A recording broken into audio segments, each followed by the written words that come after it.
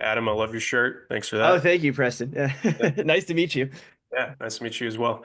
Well, I want to start with something that might be a big question, but it involves the tension between tradition and progress, particularly through the lens of generational conflict. How did you both approach portraying this theme in a way that you feel would truly connect with today's audience? And how do you personally, balance tradition and progress in your own life? Boy, Adam, how are you doing, Adam? Yeah, I'll take that one. We'll Okay, do go, it. you go. Woo. I also I think it happens to everyone. It's just a part of getting older and growing up. These feelings, these like back in my day feelings, and it's usually not even about the culture. It's usually not even about the world that's happening around you. It's about Mhm. you. It's about something going on with you. It's about understanding. Like I'm 37 now. I started writing books before I could legally drink. So like I'm a big horror guy and I'm a big horror writer. But I'm like, I've watched I've watched a lot of industries change. I've watched a lot of fads come and go and the way people relate to specifically like the stuff that I like, horror. Mhm. And I think there's just such a all fandoms have this. And I'm Yeah. talking more horror fandom, less, wider culturally, but I think it echoes like a lot of fandoms have the like this was better when I was a kid, kind of thing. And I think that Right. you can more broadly apply that to culture, politics, whatever you want to apply it to, fast food restaurants. Like you could apply it to kind of everything. And I think there needs to be a certain amount of reckoning within you as a person who is marching towards one direction. Like that's a you thing. Like it's your own rose-colored glasses tinting your perception of what your youth was, and you can't be angry at current youth for having the good time that you so badly wish you could still have. Oh And I think yeah, we that's can. yeah. I can be There angry we at go. them. There we go. I am angry at those kids. How dare they have a good time? Yeah. Um, well, I think that there's that. I think Adam is plugging into the every generation has that element to Hmm. it. Hmm. And certainly it exists now in maybe even a more combative way. And this film is certainly has elements of real anger, like generational anger. I mean, rage, bloody rage. And so I think we were pushing it. I really love the idea that this is like Footloose meets Scream. Yeah. Um, and Oh, perfect. yeah, Footloose was a different generation. That was like my generation, it was like a Gen Hmm. X rebellion. And this is Gen Z. Um, but there is a lot of the world right now that kind of both wants to go back and wants to hang on to or go back to something that is an idea of what once was. And this idea of sort of a past American glory, the American dream.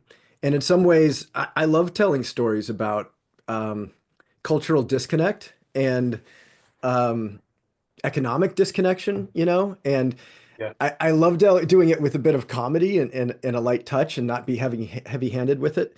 Um, but this film very much is like about that like anger that comes from being, seeing things move beyond what you want them to be and trying to like put them back into the way you want them. This story lives within the context of today, and I think it is in an important way. But to what degree, kind of, I want it to be up to the viewer to see like how much they connect with that and also tell a story that resonates on a very personal level, Like I'm Right. also telling a love story here. I'm telling a story about people coming to terms with their own sexuality and a father-daughter reunification story and all of that taking place, of course, within this absurd story of a clown chasing down and killing kids in this town. All Um, that and killer clowns. Yeah. yeah, so I think the absurdity also really applies to today because Sure. there's just we live in such an absurd time Yeah. that it seems like my love of like existential absurd humor. I used to love like Waiting for Godot and Hmm. I used to love Edward Albee plays, like the zoo, and just Yeah. odd, like what is happening here? Kind of, I can't believe this is happening, kind of absurdism. But then the theme underneath that is always this like loss of understanding of who we are and what our place is in society right now, Yeah. and trying to find where we belong, you know? So ultimately, it also is like a film about belonging and the rage that comes from feeling like there's a disconnect from where you think you should belong and where you're placed. The fun side of that is how the film balances nostalgia. There's, of course, the hilarious attention that's brought to how the town, Kettle Springs, is stuck in the 90s, but there's also the dad's, Glenn's obsession with 80s hip hop. There's Quinn's physical photo collage in her room, which is a bit of a lost art. So, what are you Uh, both most nostalgic about in your own lives? And maybe to take it a step further, what was hanging on the walls of teenage Eli and Adam's rooms? well, I'm most nostalgic about nobody knowing what you're doing. I'm most nostalgic about being a kid and just going out for the day and having like no call until you get home, you know, and getting a message and being like, well, I didn't know I was Yeah, out, you know, it's not my fault that I wasn't at such and such event. I didn't hear about it yet. Um, and, and you know, I guess I kind of come from the sports world. I'm a little different than Adam. Like I didn't start with like a real love of horror films until I was kind of in college. hmm, And buddies of mine, I was more afraid of horror as a kid because my older brother would torture me with showing me horror. And I was like, yeah, no, no, I don't want to see. I don't want to see. It's too gnarly. But then in college, we started watching Evil Dead 2 and sort of the fun horror films a lot. yeah. Um, but as a kid, I had surf photos on my wall and climbing Nice. photos, and I was into like Scott Schmidt and mountaineering and skiing, and I don't know. I don't know how. I do know how that associates with my filmmaking, but it's like its own podcast.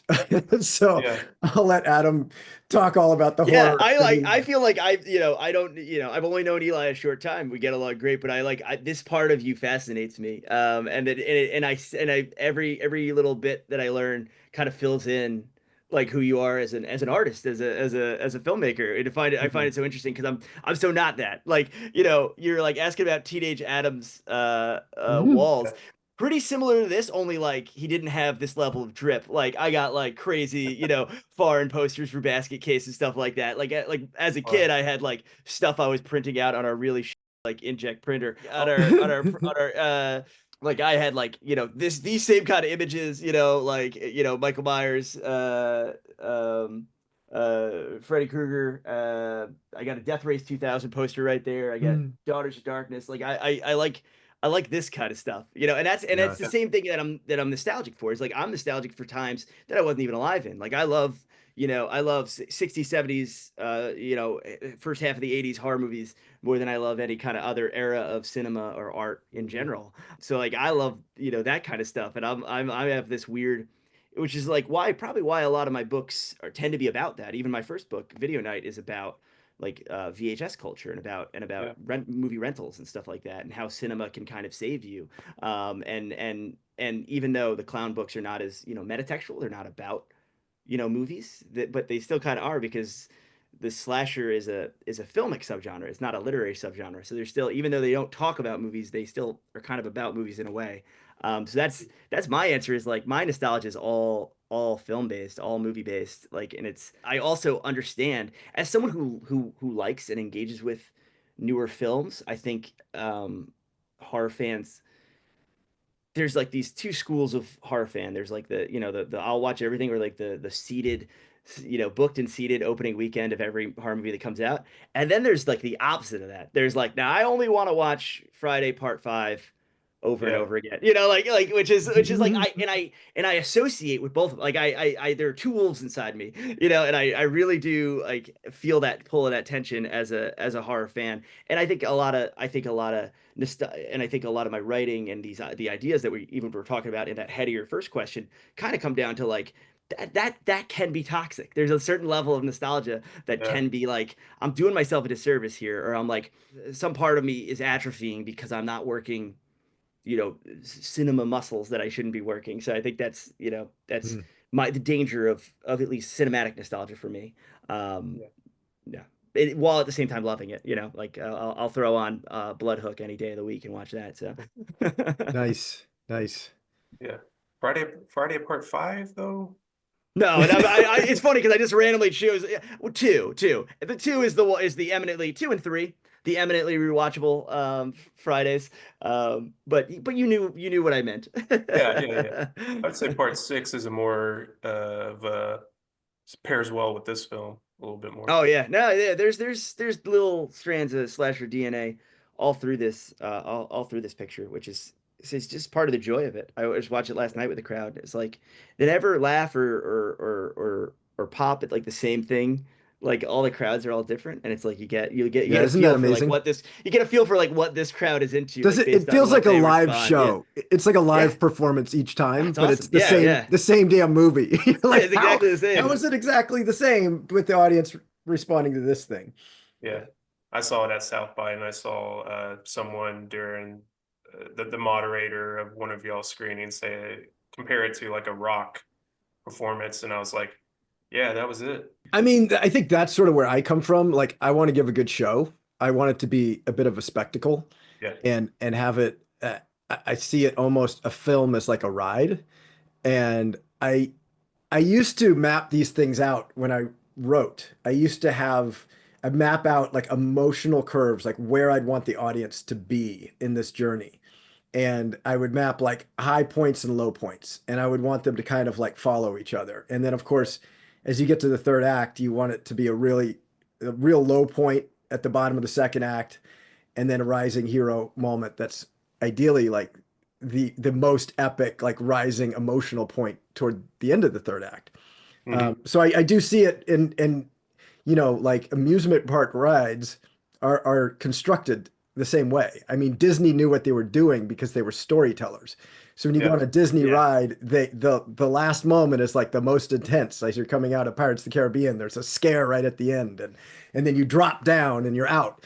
So it's very interesting, just the emotional curves. And writing a book for Adam, I mean, I'm sure it's somewhat similar. Yeah. Similar and different though, but I think to compliment you, Eli, I think there's one thing to have that be your stated goal, because I'm sure a lot of filmmakers that's their stated goal, but it's another thing to like do it. Like it's another thing to have it actually be a rock concert and work that Right. way. And Yeah. it's just like what an achievement on your part. I was especially taken when I watched it last night. I was especially like I just try to pay attention for different things. I've seen it like 9 times now. So I'm trying to like pay attention to different things each time. And I was like trying to clock how long the scenes are as we end the second act, especially when we're cutting back to Glenn, like from the cornfield to Glenn. And I was like, this is so well timed. Like the cuts to Glenn, there's a cut to Glenn it's literally just an edit. You don't even have a joke yet, and it gets a big laugh because Mm. everyone's like When, keyed up, and then you like cut to like the bedroom door, yeah. and it's like a big laugh for everyone. I'm like, why Yeah. is that a laugh? It technically shouldn't be a laugh, but it's Well, funny. Like it works. It's great. one of the things I always loved in this was I understood this before I knew the term for it, but when I heard the term out in film school, contrast and affinity, Mm, that affinity is when the audience begins to be comfortable with something that Yeah. they're growing used to, and then contrast gives somebody a jump, a jolt to like yeah. something new. And so a lot of times just a severe contrast gets people jolted. And whether that's fear or whether it's humor or whatever, that how that Or plays whether out. it's an edit of simply between two doors, Yeah. like it's just Well, so great to me. yeah. Like Well, that was in my favorite part of last that night. edit's like the most important thing ever is to close that door in No, time. it's So you're perfect. not killed Exactly. by the Yeah. But clown. then you And close it and then open it, and it's just immediately perfect. Yeah. opens and Yeah. it's dead. Yeah. Yeah. Anyway, Well, did you have guys, any questions, Bart? Sorry. Preston, or Sorry about that. Sorry about that, Preston. yeah, I really wish we had more time. I have so many more questions, but guys, I really do thank y'all so much. And I know y'all have a lot of great work ahead of you, and I look forward to seeing it.